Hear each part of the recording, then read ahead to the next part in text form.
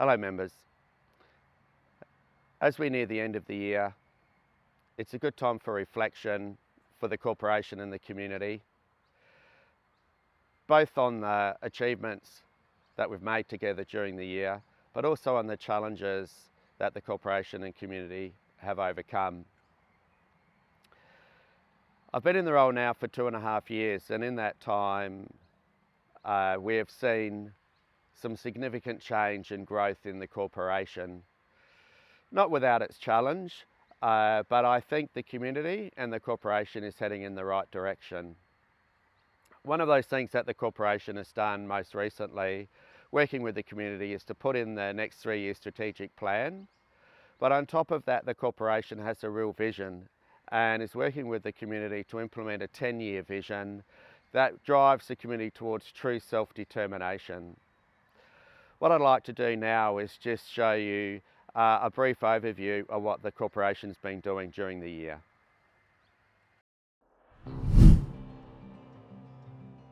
Jeffrey is mindset and lifestyle coach. He was here to inspire youth. It was such a privilege to be a part of such a great initiative. Emerging Leaders Youth Forum, both in Karratha and Perth, to find out the aspirations that they feel for the future and guide them through the process, how to get there. Being there, being able to witness young people facing their fears, sharing their dreams, raising their hands, standing up to speak for themselves.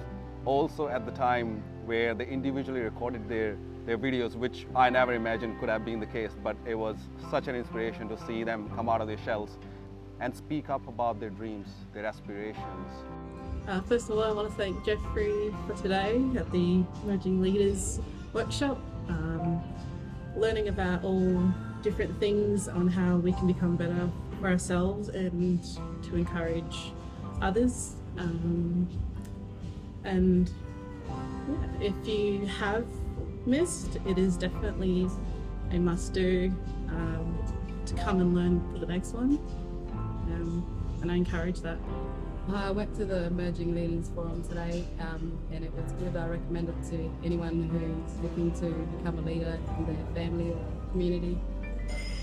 And the next one is coming up soon. They already have a plan. It was just about making them see it through so we can create a path, and that's what Jeffrey has to offer. The focus should always be on yourself and how you can better yourself rather than trying to change the world. First, try to work on and focus on yourself.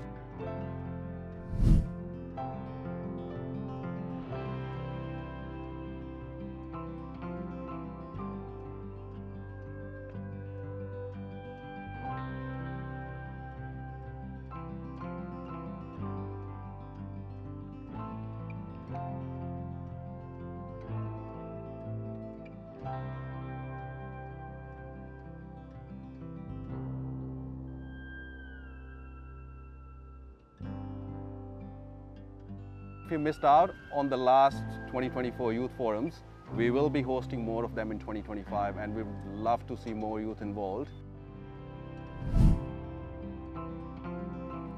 The language program has come a really long way in the past 18 months.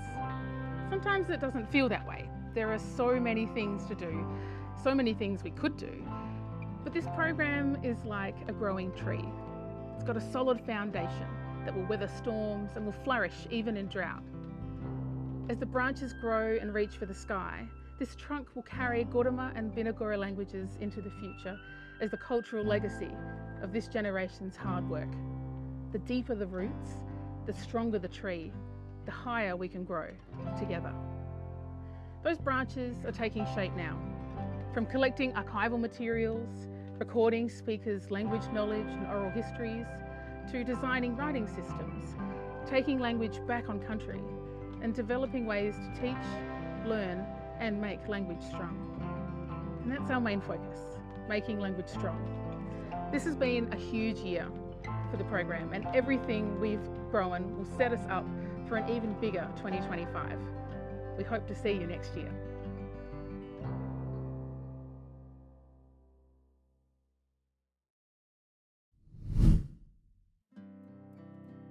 Earlier this year, members and staff of the PKKP Aboriginal Corporation travelled to the US on the first official overseas trip that the corporation's been involved in. We visited 2 cities while we were over there. First city we went to was New Orleans, so that we could attend the Society for American Archaeology conference, so that we could present the preliminary results from the re-excavation of Juukan Gorge. While we were there, we were able to enjoy ourselves a little bit as well by going on a tour of the French Quarter on horse and cart, and also taking a paddle steamer ride down the Mississippi. In the second week, we visited Washington DC. We had a full day tour of the Smithsonian Institution's National Museum for the Native American. We also took a walk along the National Mall and visited some of the monuments that you might see in movies. It was a really great visit, and it was rounded off by taking a trip with mining company Fortescue down to the Liebherr factory, where they're building some of the trucks that will operate on the Eliwana mine site, and that was down in Virginia.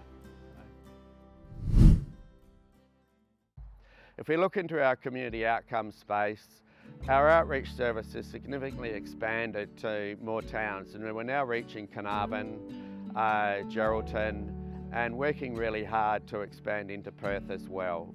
Jeffrey Morgan's program continues, as you've heard from Prince, and it's really exciting for us to see the connection with members, with more members coming into the office as well, and it just really feels like a vibrant, thriving hub these days. The housing program working with the Trust seems to be working exceedingly well. We're very proud of that initiative, working with the Trust and the DMC, and we look forward to driving that even further next year. When we turn our view across to the Land and Heritage Unit, there's been some amazing things that are happening there. I know Jordan and his team have been working really hard on getting the co-management agreements underway, which is truly going to protect country and heritage for the PKKP people. Not only that, they've presented at the USA conference, continued with the Juukan excavation. Members attended the Gama conference and the Palima conference, so we're starting to get a name out into the community, PKKP. And I know it sounds a bit silly, but PKKP has a really strong brand within the Indigenous community at this point in time. We're also working hard on our surveys, and I can't thank the members who attend the surveys enough. I know that it's difficult work, but the work you're doing is a legacy piece for the community in protecting your country. We're really now into the tail end of the co-management negotiations to get those agreements in place. Those agreements are designed really to protect country and culture for the community. It's been a long, hard slog. We've really had to change the mindset of mining proponents, which is not an easy process, but we're getting there. And very soon we'll start our community roadshow, where we intend to get out to every regional country town where you're based, to sit down with you and explain how it works and take feedback from you as well. A significantly expanded corporation can't work without resources, and we've also worked hard with the mining proponents to make sure that they start to direct fund the corporation for the work that we're required to do for them, and also to help fund other activities of the corporation. We've changed the way that we fund the corporation. That's still a bit of a journey for us, but as I've been telling the community for a number of years, our strong intention is to make sure that the corporation is self-funded and is not reliant on royalties. We've amended the rule book again, taking on community feedback, and that has been a successful outcome. And as I noted before, the 10-year vision and strategic plan have been put in place for the community, which this corporation will follow. In summary, I'd just like to thank my board. I'd like to thank the committees, the land committees, the heritage committees, the co-management committees, all the subcommittees. I really want to thank the membership, you, the membership, because you've been a great support for me personally and a great support for the corporation. I know you challenge us hard at times, and we accept that challenge, and we take on your instruction and your feedback to make this a corporation that you really want it to be. As we come into the holiday season, I'd like to wish each of you and your families a really safe and happy holiday period. Have a great time. See ya.